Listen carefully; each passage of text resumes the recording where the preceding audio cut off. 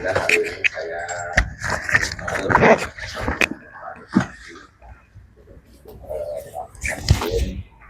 untuk dua hal ya. Yang pertama, kami ingin meningkatkan komponen pengawasan terutama untuk penyelenggaraan program makan bergizi di daerah-daerah.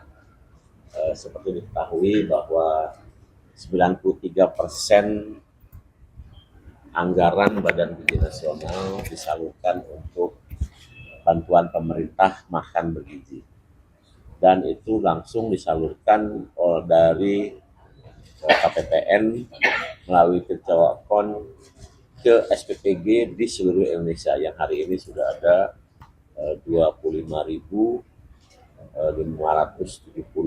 SPPG di seluruh Indonesia.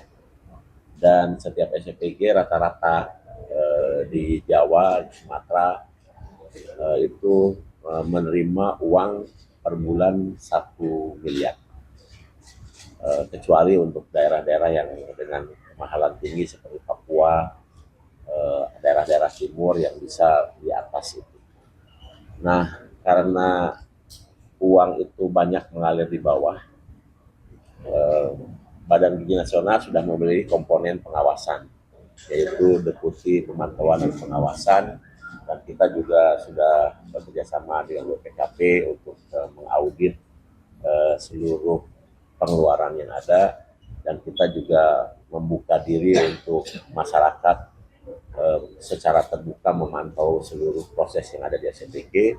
Dan sekarang kita ingin menambah satu komponen pengawasan, yaitu melalui seluruh komponen Jaksa Agung yang ada di daerah. Ya, seperti diketahui bahwa di daerah-daerah ada Kejari ya, tetapi Jam Intel memiliki intel-intel yang tersebar di seluruh Indonesia, termasuk di desa-desa. Jadi kami tadi membicarakan terkait mekanisme tambahan pengawasan agar komponen Jaksa Agung, Kejaksaan Agung di desa-desa ikut mengawasi penggunaan anggaran di SPPG di seluruh Indonesia. Jadi ini juga sekaligus saya mengingatkan kepada seluruh mitra agar menggunakan uang sesuai dengan SOP yang ada, sesuai juknis yang ada. Jadi digunakan seoptimal mungkin, setransparan mungkin untuk penggunaan program makan bergizi gratis. Itu yang pertama yang saya sampaikan. Yang kedua, saya juga meminta ada komponen dari Kejaksaan Agung yang akan kami tugaskan untuk ikut menjadi salah satu pejabat di Badan Gizi Nasional yang kami minta agar memperkuat tim Badan Gizi Nasional di bagian pusat. Itu yang tadi saya bicarakan dengan Pak Jaksa Agung dan juga Pak Jaminda. Saya kira itu yang saya sampaikan. Terima kasih. Pemindahan jabatan itu akan menjabat di pusat atau bagaimana? Ya, di pusat. Siapa Pak yang diminta untuk siapa? Oh, nanti ya, setelah dilantik baru saya umumkan. Posisinya sebagai apa Pak? Ya, terutama di inspektorat, dari eselon 2 ya. Butuh berapa orang Pak? Sementara 1 orang. Mas, sejauh ini berapa temuan-temuan penyalahgunaan dana BPJS bagaimana? Ya, Anda kan sudah tahu mungkin berita viral ya. Minimal ada 62 SPPG yang kami tutup sementara karena tidak sesuai di dalam memberikan menu, ya, baik menu minimalis maupun menu yang kurang baik. Itu 62 SPPG yang selama Ramadan ini kita tutup dulu sementara dari 25.000 lebih SPPG yang berjalan. Dan Anda tahu bahwa yang 62 yang membuat menu kurang sesuai dan minimalis yang membuat viral. Jadi vokal minority jadinya ya kan, 62 tapi membuat viral seluruh, padahal sebagian besar kan melaksanakan dengan baik. Jadi kami ingin yang 62 itu makin lama makin kecil, sehingga laporan yang keluar itu adalah yang silent majority nih. Jadi harus diungkap bahwa yang bagus-bagus itu banyak. Kalau di rupiah kan berapa pengembangannya Pak dari 62 SPPG? Kalau nilai belum, tapi yang jelas dari segi nilai kan kita lihat tidak sesuai dengan pagu anggaran yang ditetapkan. Pak, berarti kerjasama ini untuk mengarah tindak pidana penyimpangan ini, Pak? Bukan, untuk mencegah. Ya, untuk mencegah. Kita lebih ke preventif supaya orang atau seluruh mitra bekerja dengan seoptimal mungkin, secermat mungkin, karena sekarang sudah mulai diawasi bersama baik oleh masyarakat, oleh komponen badan gizi sendiri internal, kemudian oleh BPKP, dan juga sekarang oleh Kejaksaan. Pak, berarti untuk sanksi yang paling berat terhadap SPPG nakal ini apa ya Pak? Ya, kita ada mekanismenya. Kejaksaan. Ada mekanismenya. Yang pertama, tentu saja ada surat peringatan pertama, surat peringatan kedua, kemudian ada penutupan sementara, kemudian kita berikan kesempatan untuk memperbaiki diri. Nanti kalau dia mengulangi lagi pelanggarannya, tidak tertutup kemungkinan untuk ditutup permanen.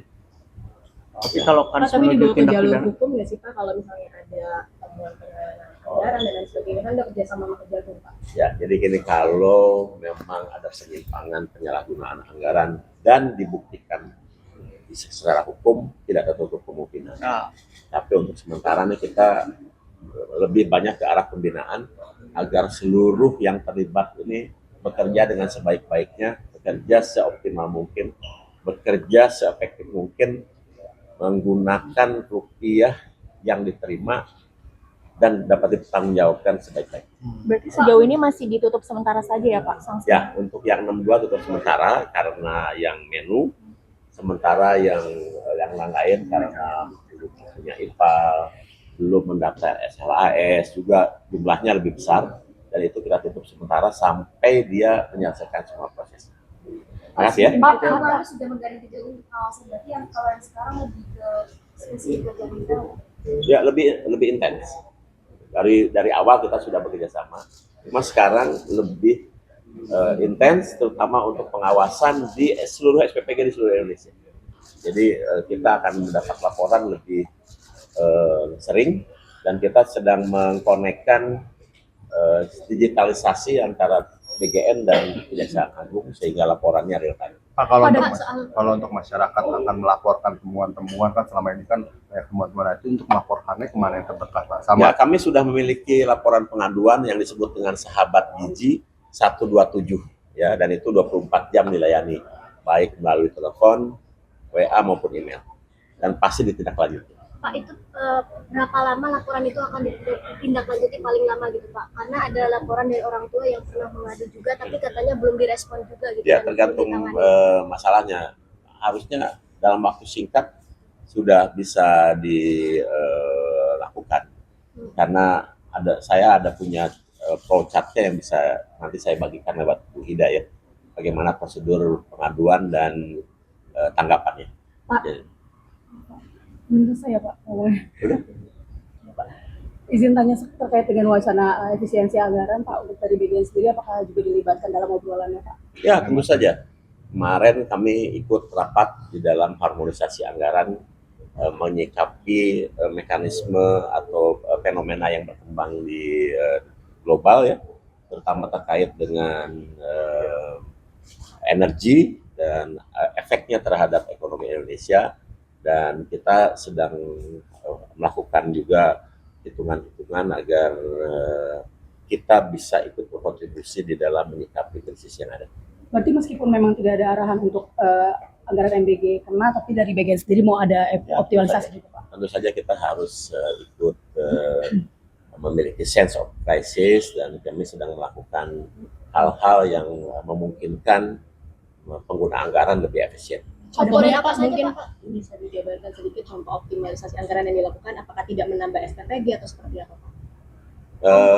Yang pertama tentu saja kita harus efektifkan anggaran yang ada agar tidak disalahgunakan. Yang pertama ya. Yang kedua, kita akan lakukan kegiatan-kegiatan yang lebih efektif dan mengurangi penggunaan anggaran.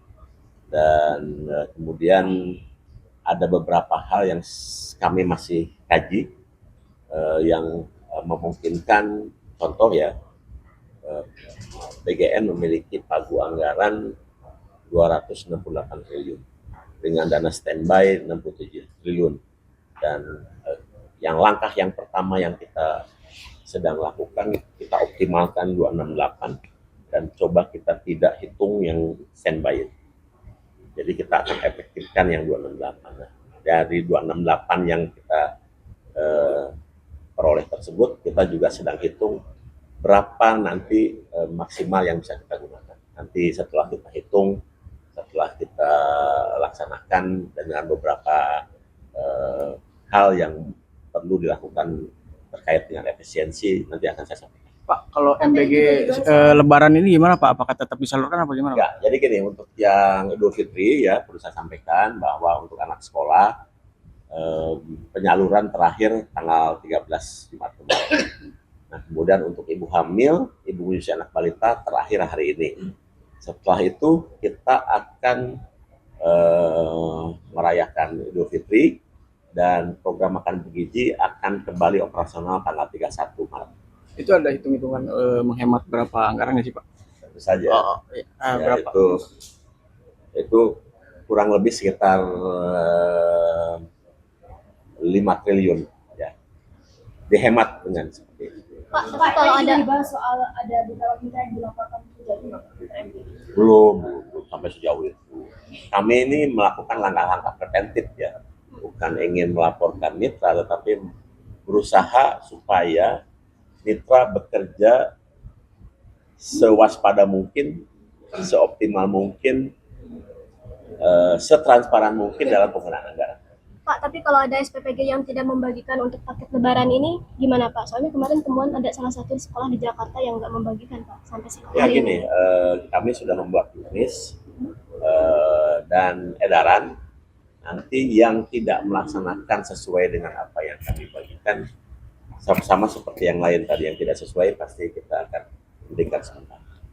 Pak, pengangkatan P3K apakah akan terus berlanjut Pak? Ya. P3K, pengangkatan P3K. Yang untuk sementara kita sudah mengangkat yang sudah ada, dan untuk yang lebih lanjut kita akan koordinasi dulu dengan Kementerian Pendayagan Aparatur Negara termasuk Kementerian Keuangan terkait dengan anggaran yang apakah masih bisa digunakan atau tidak. Sejauh ini sudah berapa banyak Pak P3K-nya? Kita sudah ada 32.000 ya, 32.000 P3K yang sudah selesai dan bahkan sudah menerima SK dan sudah mendapatkan gaji. Terima kasih. Oke, makasih Pak. Terima kasih Pak.